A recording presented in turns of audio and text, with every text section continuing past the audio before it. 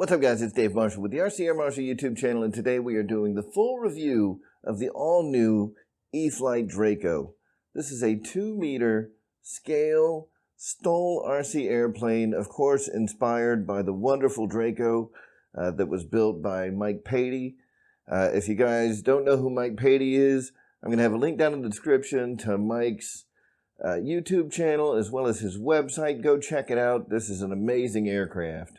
Now, before we get started, I just wanted to point out that about 60% of the people that watch our videos are not subscribed to the channel.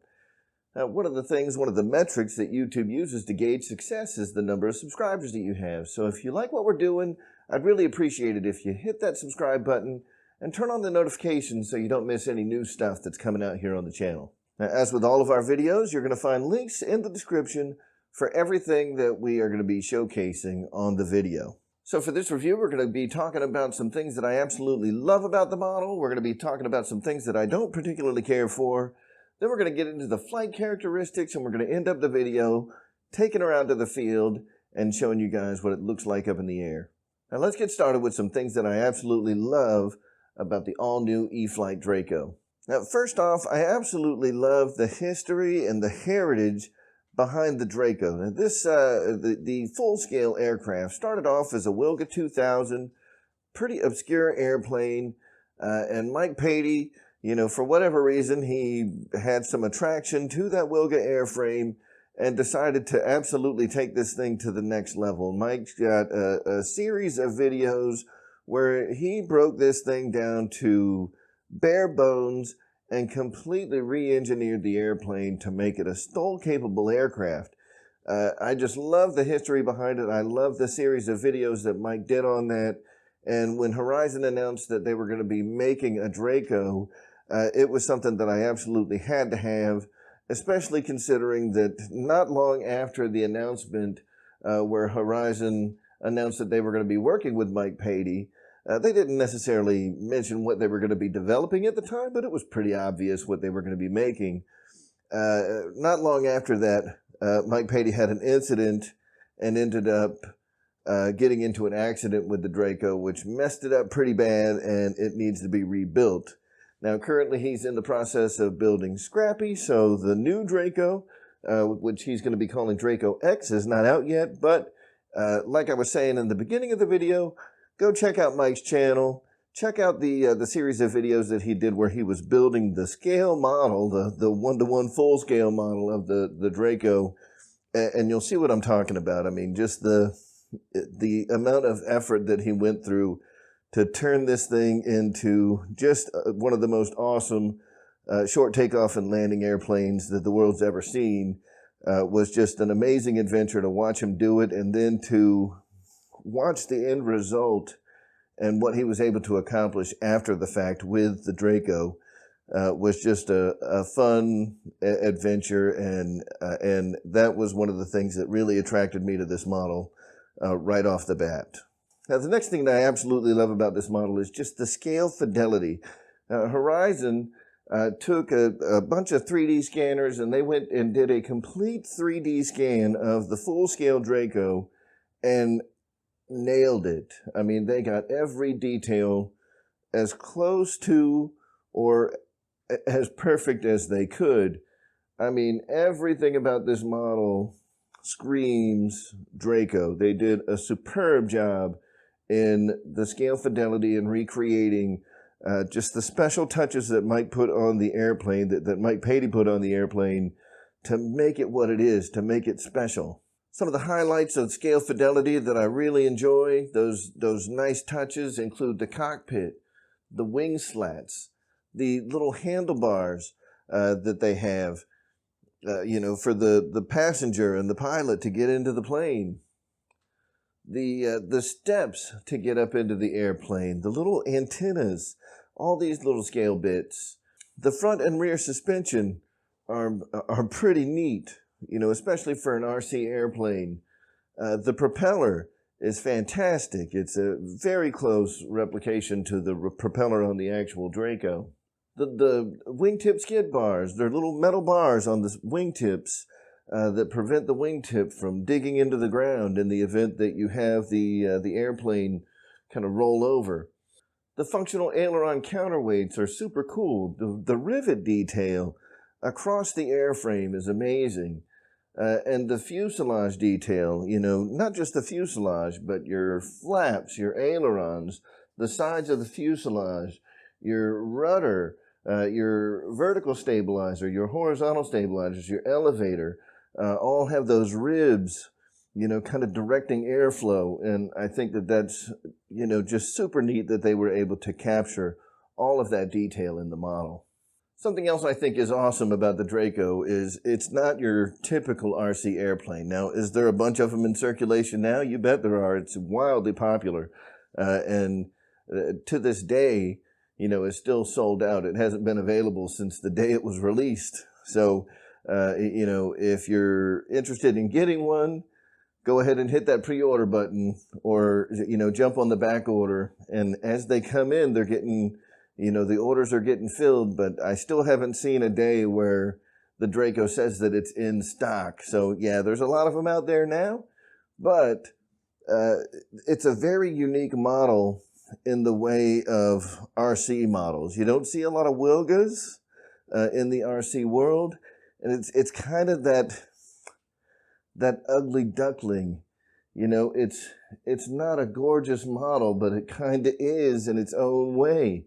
The aesthetics of the model, you know, there's beauty in how ugly it is, if that makes sense. You know, is it the most attractive thing ever? Not really, but man, it sure looks good. It's just a unique, very cool airplane. One of the other things that I really dig about the Draco is all of the smart technology that's included. You guys know that I'm a big fan of Spektrum, especially the smart technology aspect. And the Draco has all of the components to be able to deliver all of that smart telemetry back to your DX series, G2 and higher, your NX series, your IX series radios. So you get all that telemetry data back without having to add any components, and it's all included right out of the gate with the Draco. So the lighting system on the Draco is another just absolutely fantastic feature.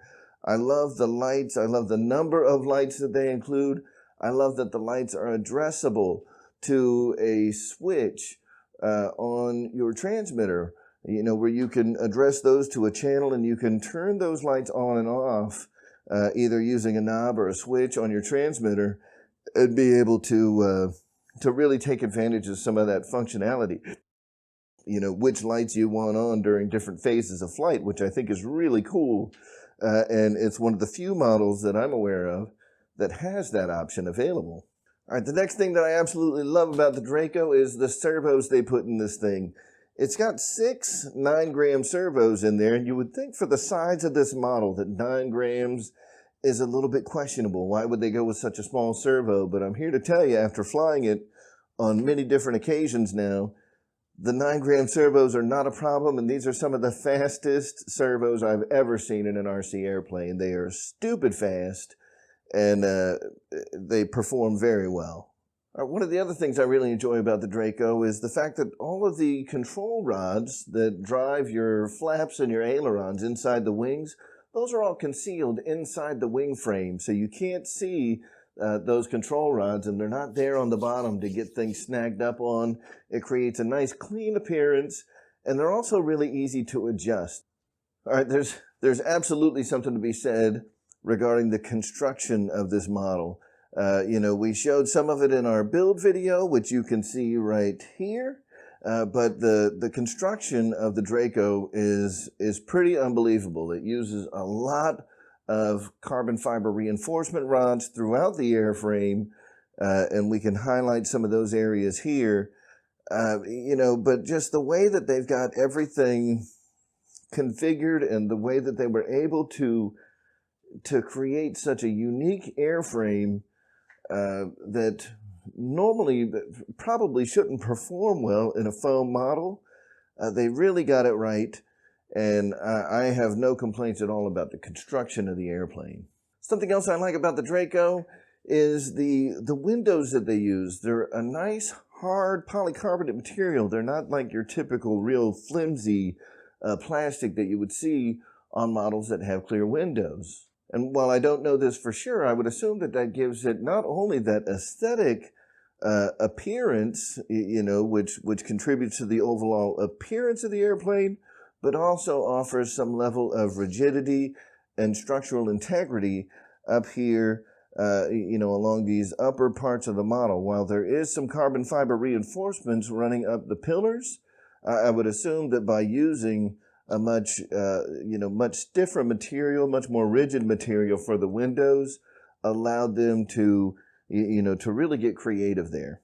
All right, the last thing that we're going to talk about with the Draco and the things that I really enjoy is the ease of transportation for such a large model. When we look at this thing, I mean, it's a 2-meter wingspan. That's nothing to snooze at, right? This is a large airframe.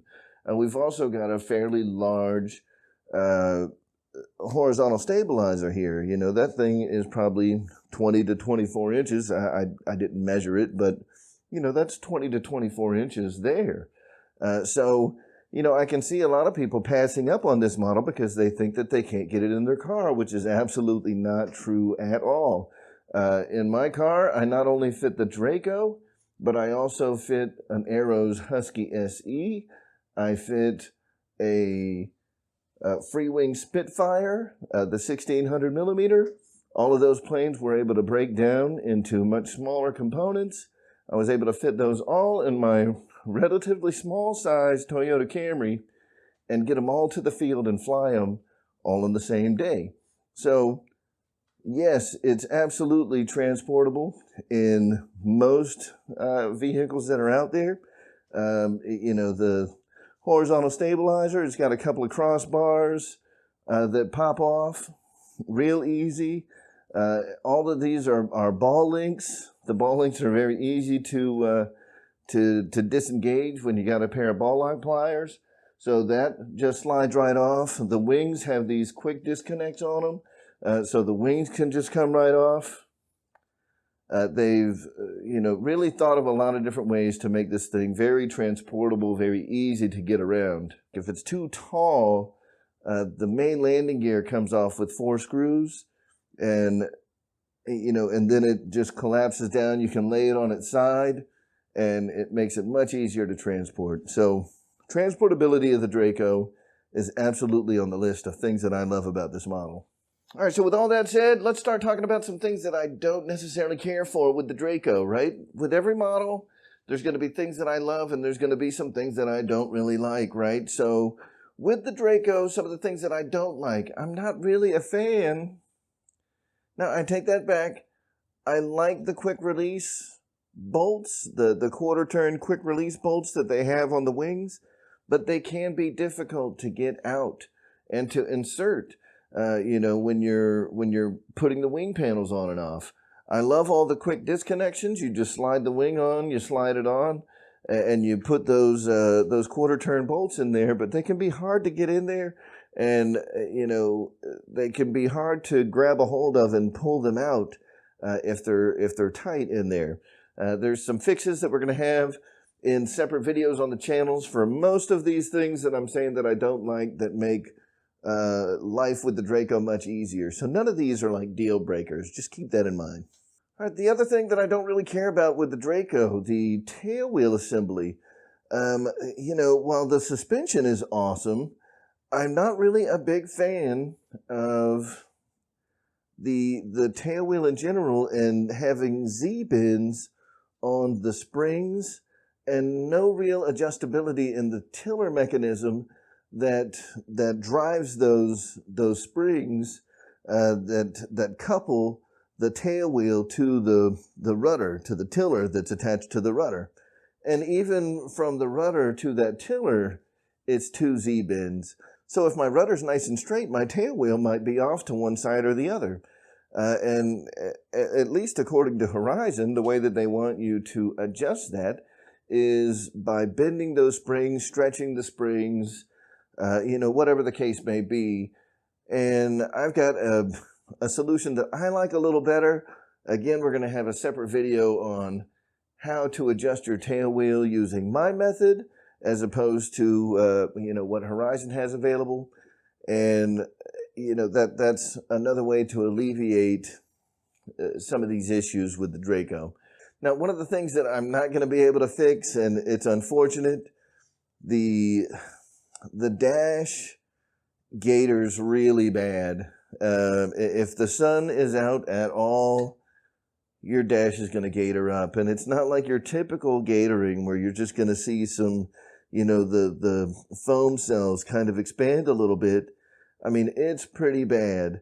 The paint on there starts to separate. You can see, you know, some white lines between the foam cells. I mean, it looks about as bad as it gets as far as gatoring goes. So, you know, if you're wanting to fix that, really the only thing that you can do is separate the window from the fuselage, if you're willing to go that far, and, you know, respray that with black paint once it starts to gator. You know, whatever paint you put down there shouldn't separate any more than it already has.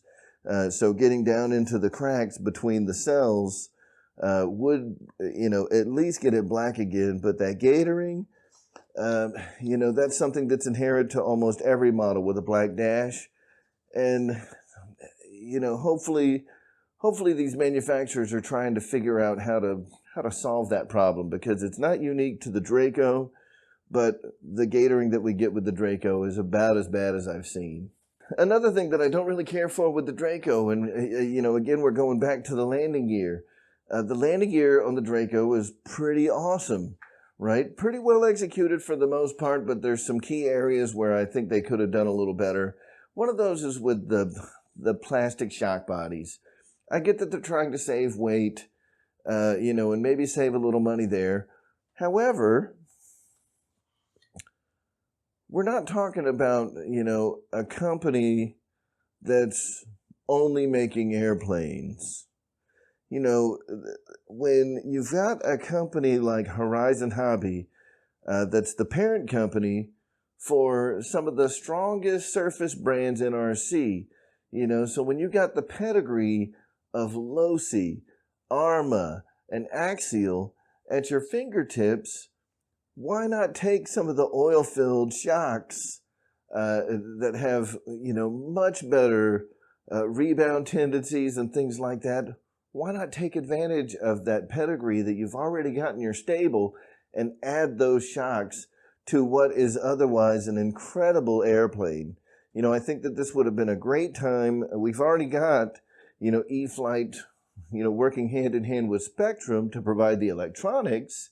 And I think that this would have been a great time to kind of marry up one of those surface brands, you know, like Losi, like Arma, like Axial, to provide a really nice, high-quality, oil-filled shock for the Draco. All right, one of the other things that I'm not so crazy about with the Draco, and it's kind of a mixed bag, right? Because I know that it probably helps some folks, but I find myself fighting with it more than I find it helping me, and that is the rudder mix with the ailerons. It seems like there's... it could even be up to 100% rudder mix. When I go full aileron, so I go full right aileron, I'm getting full right rudder mixed in, which in some cases works well to immediately coordinate a turn. But the problem that you run into is when I go into a banked turn, so if I bank into a 45-degree bank turn, I'm not holding the ailerons the whole time. But what happens when I let the ailerons go? Well, now my rudder straightens out. All right, and eventually, because of just the nature of physics and how things work when your airplane is in a banked turn, one of the wings is cutting through the air faster than the other, which is going to create drag, and it's going to cause the tail to start to sag down, which means that I have to continue to apply rudder even though I'm not applying ailerons anymore. Which, to me, I'd rather be in control of the coordination of my turns 100% from the start. While I get that they're trying to cater to a much larger audience of pilot, when you're talking a $600 airplane, I would hope that people that don't understand how to coordinate turns are not going to be buying this airplane to begin with. I certainly wouldn't call this a beginner's aircraft by any means. But that being said, you know, it's that double-edged sword. I can see where having the rudder mixed into the ailerons may help some folks, and I can see where having the rudder mixed into the ailerons may drive some people absolutely crazy. Leave a comment down in the description, because I can make a video that will show you how to get that mix out of your receiver if you would prefer to run your receiver without that rudder mix. I can certainly show you how to do that. It'll take a little bit of work on your part, but as long as you're willing to put the work in, you know, we can make that a possibility for you. So yeah, let me know in the comments if you would like an instructional video telling you how to get the rudder mix, the rudder mix out of the aileron. So, you know, you have independent control of the ailerons and the rudder. So let me know down below. All right, the last thing, and this is pretty nitpicky, the main landing gear. There's two aluminum struts that come down, and each shock on the main landing gear, so we're talking right and left, so you get 4 shocks total, but each one of those shocks mounts to a strut independently. So at the top of the shock, it's a single rod going across, but at the bottom, those two legs, those two aluminum struts there can move independently of each other. Now they do have kind of a cross, you know, joiner, but it's not fixed in there. So if the axle, you know, kind of gets moved around, you can actually get some twist in those legs, you know, in those trailing links.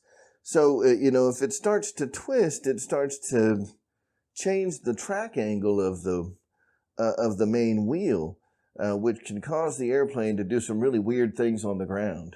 I haven't quite come up with a solution to that one just yet, but I'm working on something, you know, to kind of tie those two aluminum struts together better, to hopefully make it where that axle, you know, where those two struts aren't going to, you know, kind of get out of sync and cause that axle to twist and change that track angle of the main wheels.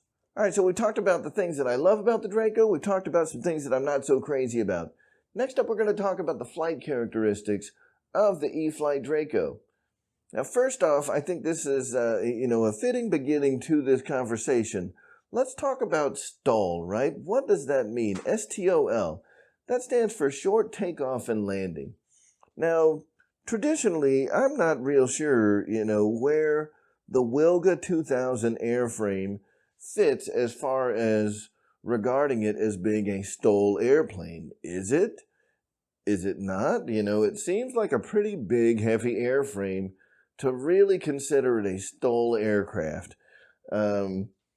You know, what Mike Patey did with this airframe, you know, contributes much more to its STOL characteristics than the airframe itself, in my opinion. Again, I'm not an aerodynamicist. I am not an aeronautical engineer, so I can't say for sure, you know, how much they contributed. You know, does the Wilga have inherent STOL capabilities that Mike Patey was just exploiting, or did he turn this from a plane that wasn't that STOL capable into something that was through, you know, through adding leading edge slats, through, you know, changing the function of the flat panels, through really redesigning so much of the control surfaces and the way the airframe works, by going into levels of grossly overpowering the airframe by adding a 680 horsepower turboprop Pratt & Whitney engine along with a variable pitch propeller. You know, my question is, are the things that Mike Patey did to this plane what really make it STOL capable? Is the airframe as truly STOL capable as people want it to be? You know, when I have watched footage of the full-scale Draco in STOL competitions, what I see is, you know, full flaps. Mike Patey has full braking. He has, you know, full deflection of the variable pitch propeller. He's got the throttle just maxed. This thing is sitting here like up in the air, ready to fly. And he lets off the brakes, and through sheer brute force creates enough lift to get the plane up off the ground extremely fast. Keep in mind, the full-scale version of this, and the model is no different, was a giant plane compared to other planes that would participate in STOL competition. Does it perform well? Absolutely. The reason I bring all of that up is to say, even when Mike Patey was flying this plane, he was doing a lot to get it to take off super fast and to get it to land and stop really fast. You know, so when he was landing, how did he achieve short landings? By going into, you know, by putting the plane down and immediately transitioning the variable pitch propeller to provide reverse thrust. The reverse thrust, along with the braking, you know, created a situation where that plane could stop, you know, rather quickly. Now, what would happen if he wasn't using reversing? What would the rollout have looked like? Would it have had a much longer rollout? I assume yes.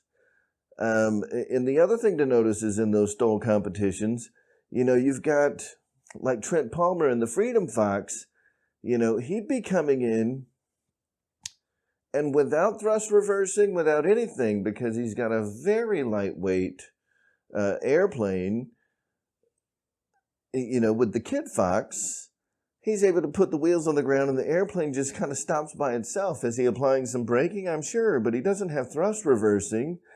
He's just able to stop naturally because it's a super light airplane.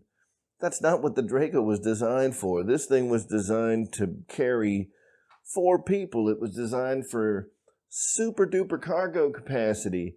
This thing was designed to be a backwoods beast of an airplane.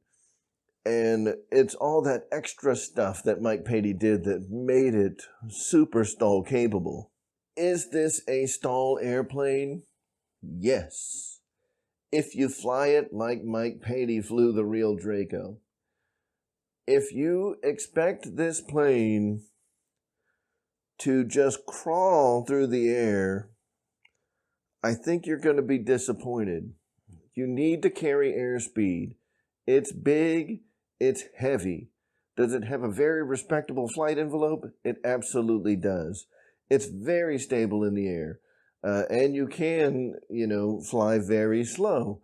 But when you're coming into land, you've got to respect the size and weight of this airplane. You need to keep that airspeed up.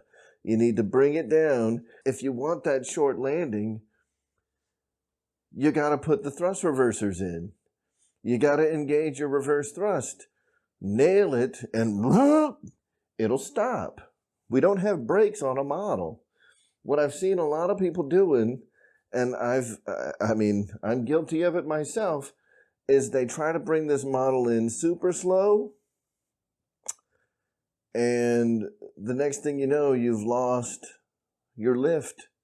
You stall the wings, and the airplane just falls out of the sky.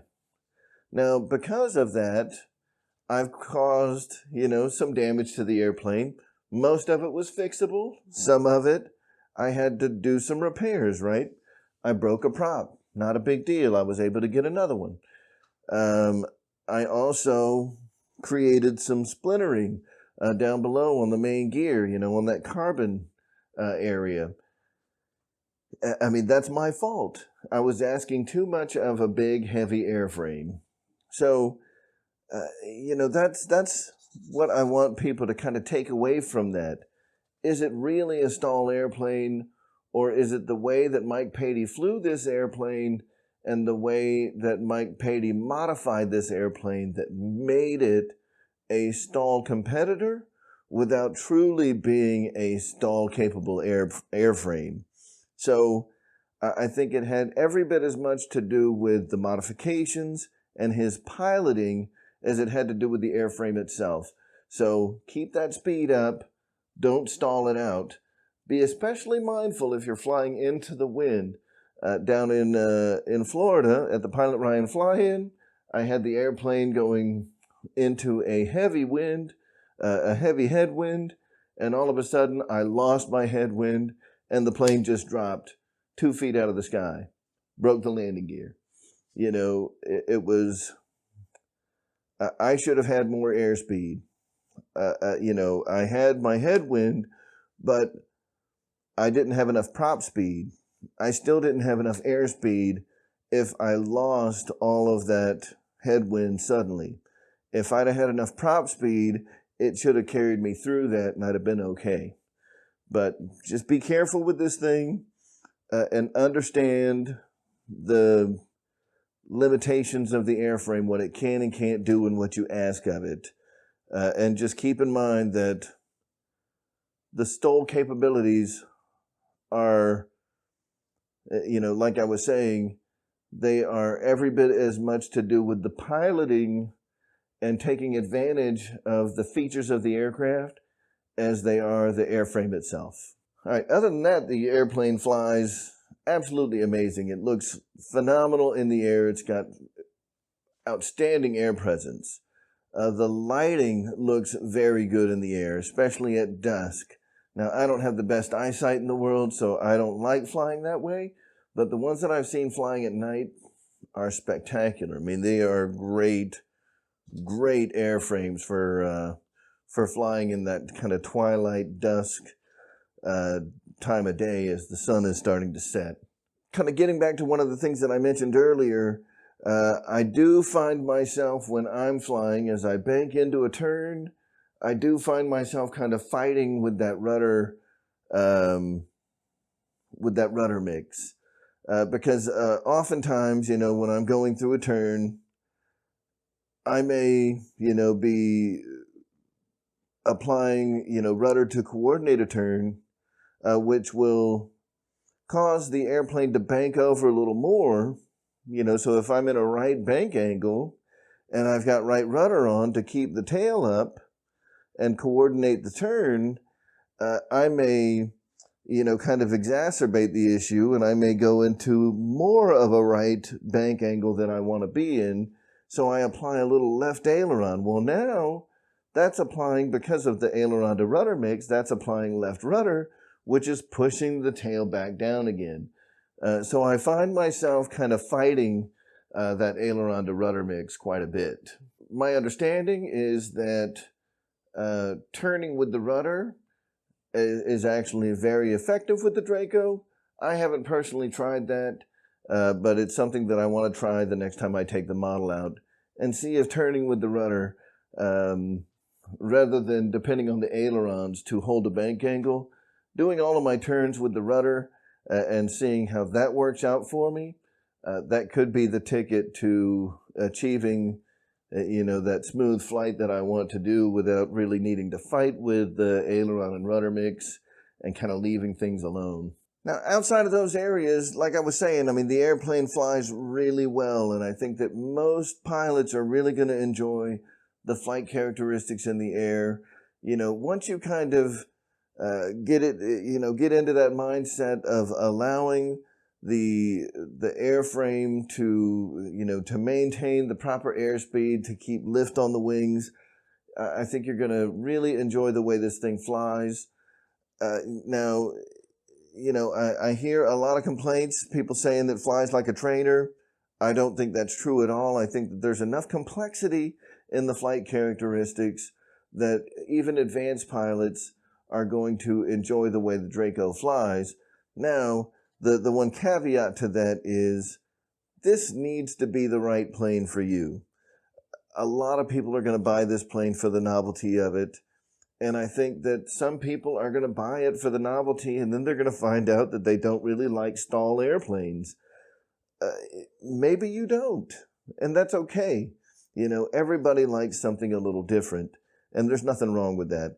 You know, if you've never flown a stall airplane before, maybe try something like one of the Turbo Timber. The new Turbo Timber Evolution is fantastic, and I'm going to have a link for that down in the description as well. You know, so if you want to try out a stall airplane, if you've never flown one before and you don't really know how the plane is going to handle in the air, that'd be a good one to try out first, before you make the commitment to get a Draco. Now, if the Draco is something that you absolutely must have in your hangar just for the nostalgia, the historical value that this plane represents, by all means, pull the trigger. If you are a fan of stall airplanes and you want one of the biggest, best stall airplanes that's ever existed in your hangar, by all means, pull the trigger. Just keep in mind, it's not for everybody. Some people buy it for the nostalgia and then find out they hate the way it flies. Anyway, I think for people that really enjoy short takeoff and landing style airplanes and that type of flying, you're going to find a wonderful airplane in the e-flite Draco. If that's not the type of flying you enjoy, this may not be the right airplane for you. But as I was saying, if you enjoy the historical significance that this model has, it may still be something that's worth adding to your hangar. So that's it for the talking points on the e-flite Draco. At this point, I want to head over to the field and let's take a look at how this thing looks in the air.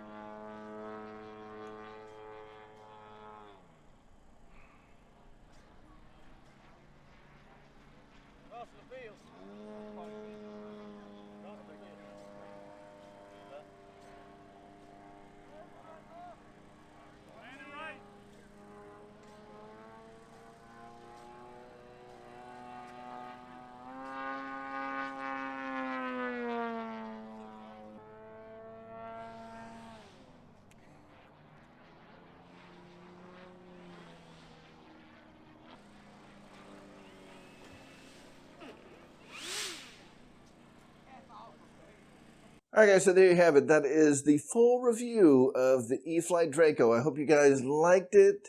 If you did, be sure to like the video, share the video, subscribe to the channel, turn on the notifications. We really appreciate you guys doing that. Again, remember, 40% of the people that are watching the channel are subscribed. That means that about 60% of you guys that are watching this video right now are not subscribed to the channel, and I'd really appreciate it if you'd hit that subscribe button. It'd mean a ton. As I was saying earlier, we're going to have links in the description for all of the things that we were talking about in the video. We're going to have a link in the description for both the DRACO, and I'm going to go ahead and throw a link in the description for the e-flite Turbo Timber Evolution.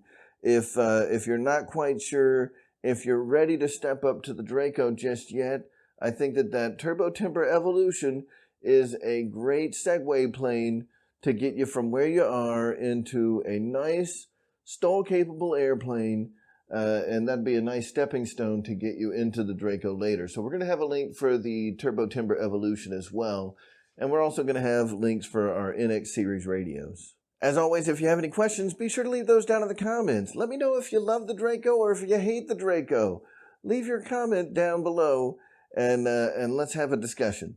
If you'd like to help support the channel, be sure to check the description. All the links in the description are affiliate links, which do provide a small commission to us at no additional cost to you.